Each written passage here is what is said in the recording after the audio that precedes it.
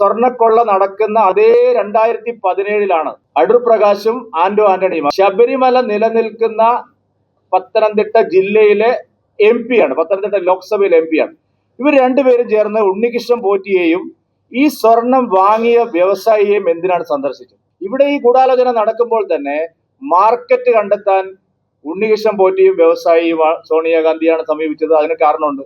സോണിയാഗാന്ധിയുടെ സഹോദരിക്ക് ഇറ്റലിയിൽ രണ്ട് പുരാവസ്തു ഇതുപോലുള്ള വിഗ്രഹങ്ങളുടെ കച്ചവടം നടത്തുന്ന സ്ഥാപനമുണ്ട്. ഞങ്ങളത് എവിടെ വേണമെങ്കിലും പ്രൂവ് ചെയ്യാൻ തയ്യാറാണ്. പ്രസാദം കൊടുക്കാനാണെങ്കിൽ ഉണ്ണികൃഷ്ണൻ പോറ്റി പോട്ടെ, ഈ വ്യവസായിക്ക് എന്താ പ്രസാദം മന്ത്രച്ചാരട് കെട്ടിക്കാനായില്ല? അപ്പൊ എന്തിന് വ്യവസായിയെ കൂട്ടിക്കൊണ്ടുപോയി? ഇതുവരെ രമേശ് ചെന്നിത്തലയോ VD സതീശനോ ആ കാര്യത്തെക്കുറിച്ച് മറുപടി പറഞ്ഞില്ല.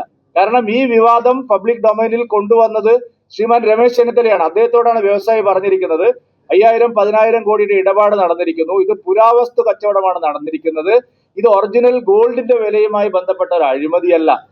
നമ്മൾ കണ്ടു, വ്യാളി രൂപം അവിടുന്ന് പോയിരിക്കുന്നു, അയ്യപ്പന്റെ മൂലവിഗ്രഹത്തിന് ചുറ്റിലുമുള്ള ഗോളക പോയിരിക്കുന്നു, ദ്വാരപാലക ശില്പങ്ങൾ പോയിരിക്കുന്നു. അപ്പൊ ഇതൊരു വിഗ്രഹ കച്ചവടമായിട്ടാണ് നടന്നിരിക്കുന്നത്. BJP പറഞ്ഞതല്ല. ബഹുമാനപ്പെട്ട കേരള ഹൈക്കോടതി ഈ കേസ് ആരംഭിച്ച് 2 ആഴ്ചക്കുള്ളിൽ പറഞ്ഞിരിക്കുന്നു, അന്താരാഷ്ട്ര തലത്തിൽ കുപ്രസിദ്ധരായിട്ടുള്ള വിഗ്രഹ മോഷ്ടാക്കൾ നടത്തിയതുപോലുള്ള തട്ടിപ്പാണ്